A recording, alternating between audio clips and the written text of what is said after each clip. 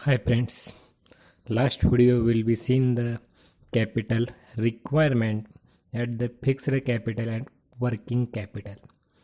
Today video will be seen the factors affecting fixed capital requirements and then nature of the business.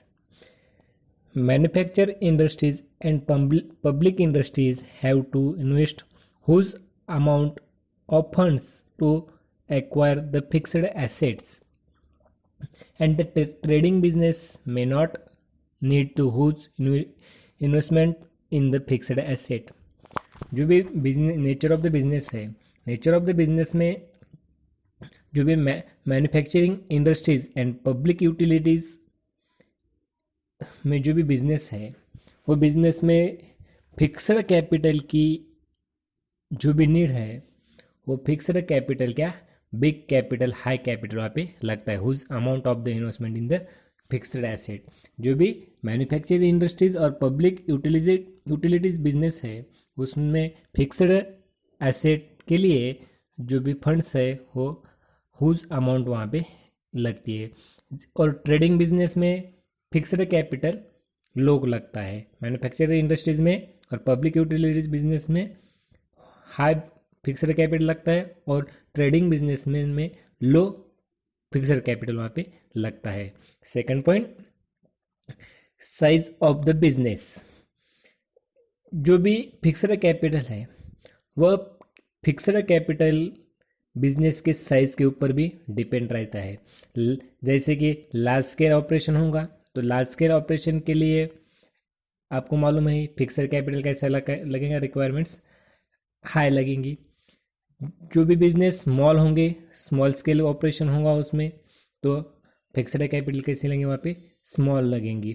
जो भी size है business की scale operation large scale operation में होगा तो उसमें ऑटोमेटिक मशीन इक्विपमेंट वहाँ पे क्या लगेंगे ज़्यादा लगेंगे. इसलिए ऑटोमेटिकली वहाँ पे फिक्स्ड कैपिटल कैसा लगेगा ज़्यादा लगेगा. इसलिए साइज ऑफ द बिजनेस के ऊपर डिपेंड लगता है. लार्ज स्केल ऑपरेशन के लिए फिक्स्ड कैपिटल कैसा लगेगा ज़्यादा लगेगा और स्मॉल स्केल के लिए कैसे लगेगा स्मॉल लगेगा.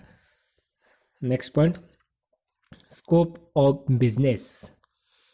There are the business firms which are formed to carry on the production or distribution on large scale. Such business would require the more amount of fixed capital.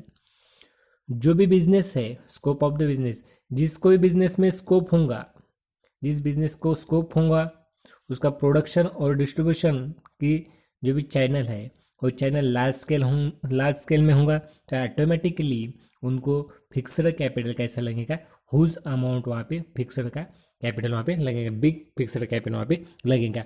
Small production और distribution होगा किसका organisation business का तो automatically उनको capital कैसा लगेगा fixed capital small हो लगेगा. जो भी प्रोडक्शन और डिस्ट्रीब्यूशन स्केल है चैनल है वो लार्ज होंगे, बिग होंगे तो ऑटोमेटिकली वहाँ फिक्स्ड कैपिटल क्या होगा बिग रहेगा लगेगा. Next point, extend of lease or rent.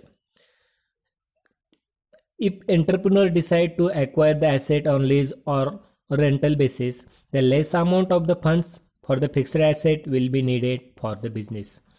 जो भी एंटरप्रेन्योर है, एंटरप्रेन्योर ने डिसाइड किया कि आपने को एसेट परचेस नहीं करने की है, आपने को जो भी बिजनेस को लगने वाली फिक्स एसेट है वो रेंटल बेसिस पे लीज पर लेने की है तो उस टाइम जो भी आप एसेट वहाँ पे लेंगे रेंट पे, लैंड होंगी, मशीनरी होंगे, अदर इक्विपमेंट रेंट पे लेंगे तो ऑटोमेटिकली आपका फिक्स्ड कैपिटल कैसा लगेगा लो लगेगा. क्योंकि आप उसको क्या परचेस नहीं कर रहे इसलिए आपको कैपिटल इन्वेस्टमेंट वहाँ पे नहीं हो रही. ऑटोमेटिकली आपको क्या और लीज और रेंट के लेने के ऊपर ऑटोमेटिकली फिक्स्ड कैपिटल क्या लो वहाँ पे लगेगा. Next point, arrangement of sub contract.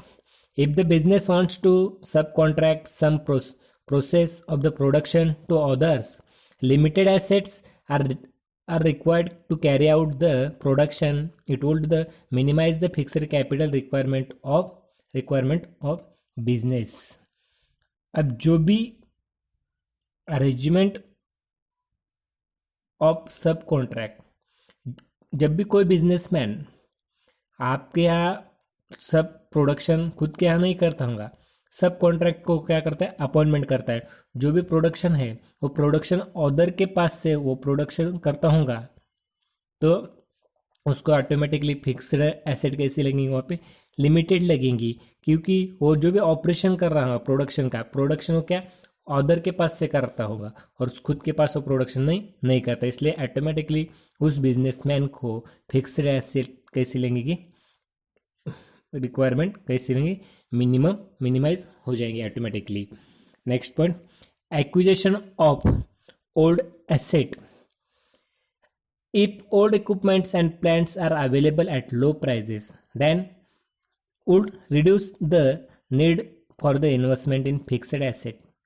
अब एंटरप्रेन्योर है, एंटरप्रेन्योर ने बोला, डिसीजन लिया कि मेरे को न्यू एसेट परचेस नहीं करने की है, मेरे को क्या ओल्ड इक्विपमेंट वहाँ पे परचेस करने हैं, इक्विपमेंट्स और प्लांट क्या करने हैं, ओल्ड परचेस करने हैं। तो ऑटोमेटिकली प्राइस क्या होंगी, रिड्यूस होंगी।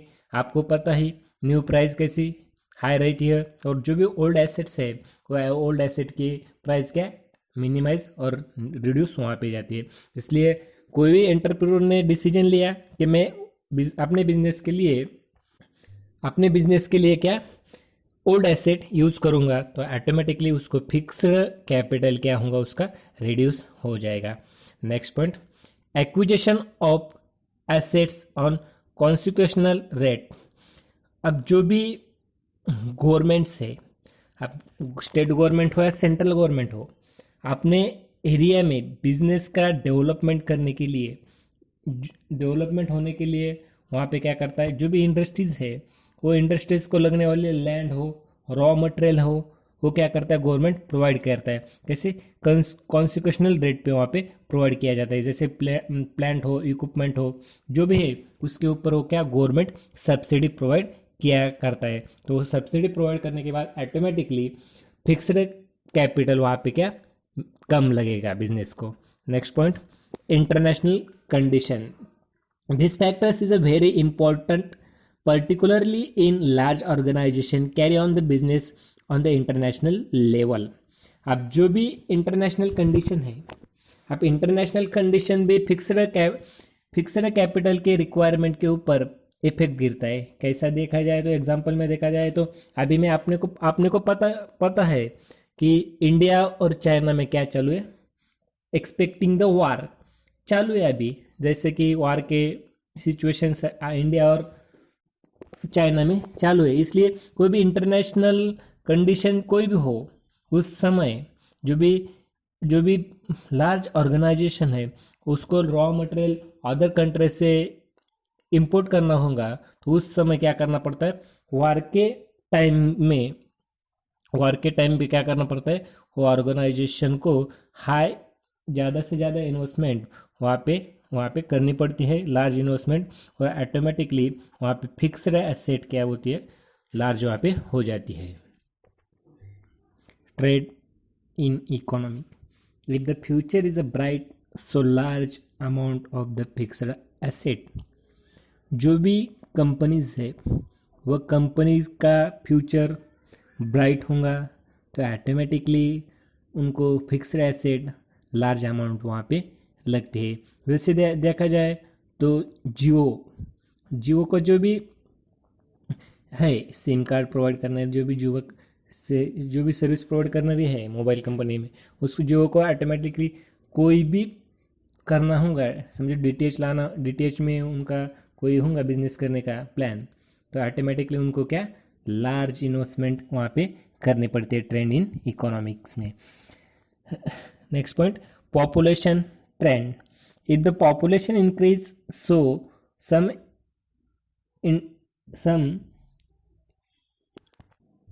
indirecting will need more funds. Population increase हो गया, पॉपुलेशन का जो भी रेट है हाई रेट हो गया, तो automatically certainly the manufacturing find is an opportunity expand the business. जैसे कि पॉपुलेशन इंक्रीज हो गई कि automatically automobile industries, electronic goods, manufacturing industries, readymade garments, इसको जो भी लगने वाला फिक्स्ड कैपिटल है वो ऑटोमेटिकली क्या हुज अमाउंट वहाँ पे इन्वेस्टमेंट करनी पड़ेंगे फिक्स्ड एसेट में। Next point, consumer preference, good demand will require the large amount. अब जो भी कंपनीज है गुड्स एंड सर्विस वो बेटर क्वालिटी की वहाँ पे प्रोवाइड कर रही होंगी, उनकी डिमांड गुड डिमांड होंगी, तो ऑटोमेटिकली उनका फिक्स्ड कैपिटल के में उनको लार्ज अमाउंट वहाँ पे करनी पड़ेंगी। जैसे कि कोई भी होंगे उसका डिमांड इंक्रीज हुआ होगा तो ऑटोमेटिकली उनको फिक्स्ड कैपिटल क्या वहाँ पे ज़्यादा लगेंगे। जैसे गुड्स एंड सर्विस होंगे, गुड्स एंड सर्विस प्रोवाइड करने वाले में उनको गुड्स को अच्छी डिमांड होगी तो automatically large amount of the fixed capital उनको क्या इन्वेस्टमेंट वहाँ पे करनी पड़ती है। Last point, competitive factors in the same line of the activities.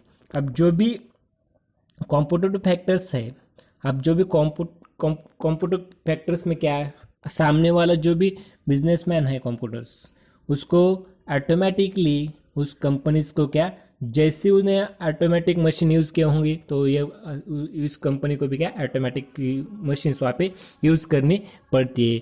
इसीलिए कॉम्पिटिटिव फैक्टर्स भी फिक्स्ड कैपिटल के ऊपर क्या इफेक्ट गिर जाते हैं।